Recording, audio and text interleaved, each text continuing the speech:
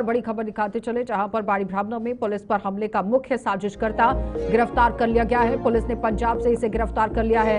नशा तस्कर मोहम्मद बारू इसका नाम बताया गया है, जिसकी गिरफ्तारी हो गई है।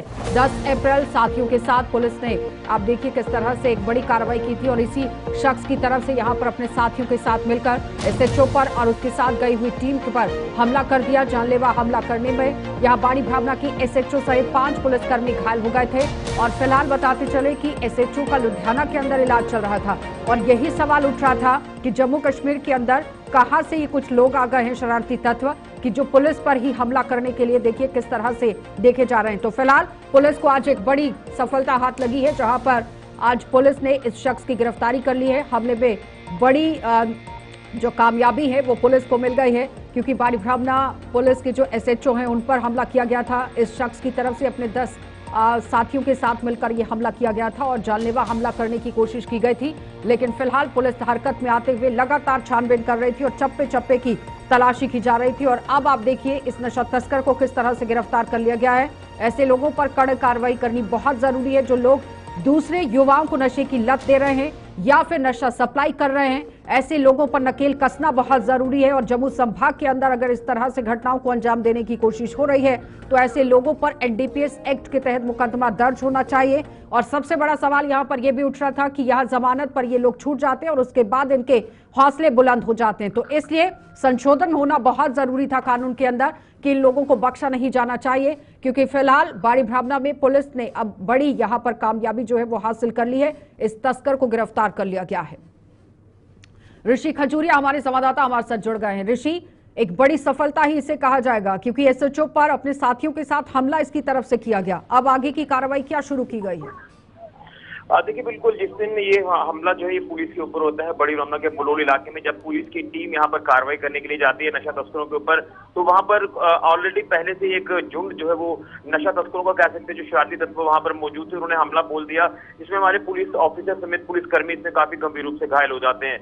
लेकिन उसके बाद जब पूरे इलाके को कॉर्डन करके पूरे इलाके में सर्च ऑपरेशन चलाया गया, रेड यहाँ पर अलग अलग तरीके से यहाँ पर की गई, कुछ लोगों को यहाँ से डिटेन किया गया, पूछताछ लगातार उनसे की जा रही थी। मकसद यही था कि जो शरारती तत्व जिन्होंने पुलिस के ऊपर हमला किया, ये कहीं ना कहीं चिंता का विषय बन चुका था। और खासतौर पर इसमें कई लोगों ने ये कहा कि पुलिस को जो है वो फ्री हैंड दे देना चाहिए। जो तस्कर यहाँ पर हावी हो रहे हैं, जो सरकारी जमीनों के ऊपर बैठकर इलीगल तरीके से ये जो गोरख धंधे चला रहे हैं, तो कहीं ना कहीं काफी एक बड़ा ये चर्चा का माहौल बना रहा। और उसके बाद यहाँ पर एक विशेष रणनीति तैयार की गई। आपको याद होगा कि डीजीपी जम्मू कश्मीर पुलिस नलिन प्रभात जी ने यहाँ सांबा के तमाम जिला पुलिस सांबा के जो पुलिस ऑफिसर थे उनके साथ मीटिंग की थी। उसमें एक रणनीति तैयार की गई थी कि जल्द से जल्द इन्हें ढूंढा जाए, उनको पकड़ा जाए।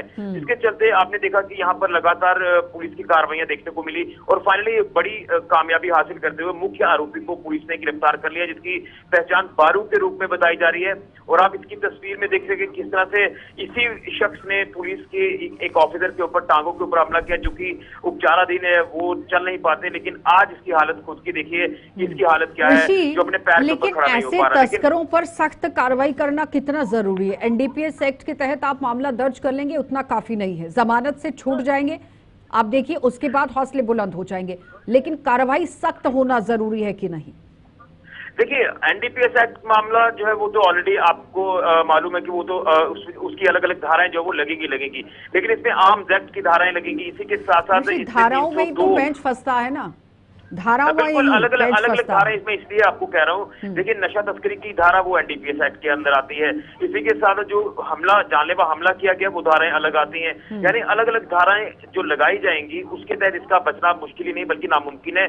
इसका आप जो है बेल मिल पाना भी मुश्किल होगा और ये बड़ी आसानी से बाहर नहीं आ पाएगा। और इसी तरह से जैसे मेन मुख्य आरोपी पकड़ा गया है, इसके साथ कुछ और जो शरारती तत्व एसोसिएट थे उनके तक भी पुलिस पहुंच रही है। और सुनने में ये आ रहा है, जो सोर्सेज के मुताबिक जानकारी मिल रही है कि इस आरोपी की पत्नी को भी जो है वो पुलिस ने डिटेन कर लिया, उससे भी पूछताछ की जा रही है। तो एक बहुत बड़ा रैकेट, एक बहुत बड़ा नेटवर्क जो यहाँ पर चलाया जा रहा है, उसका अहम सवाल है कि अगर पुलिस एक बार ठान ले कि नशे को जड़ से खत्म करना है तो फिर कोई रोक सकता है, क्योंकि पुलिस के पास सोर्सेज हैं, पुलिस इस पर काम कर सकती है। और अगर पुलिस पर ये लोग हमला कर रहे हैं तो अब पुलिस को भी सोचना चाहिए कि इसे खत्म करने के लिए पूरी तरह से काम करने की जरूरत है। देखिए बिल्कुल लोगों की तरफ से भी यही कहा जा रहा था जब यहाँ पर बड़े पैमाने पर प्रोटेस्ट दायर किया लोगों ने पुलिस के यहाँ पर माफ करिए पुलिस को लेकर ये तमाम चीजें कही थी कि आईजी प्रशासन को अब पुलिस को फ्री हैंड कर देना चाहिए। जो पुलिस हमारी रक्षक है उस पुलिस के ऊपर ही हमला किया जा रहा है, ये चिंता का विषय लगातार बन रहा था। लेकिन फाइनली एक मुहिम जो पुलिस ने शुरू की थी उसमें एक बड़ी कामयाबी पुलिस ने। ठीक है ऋषि, बहुत बहुत धन्यवाद जुड़ने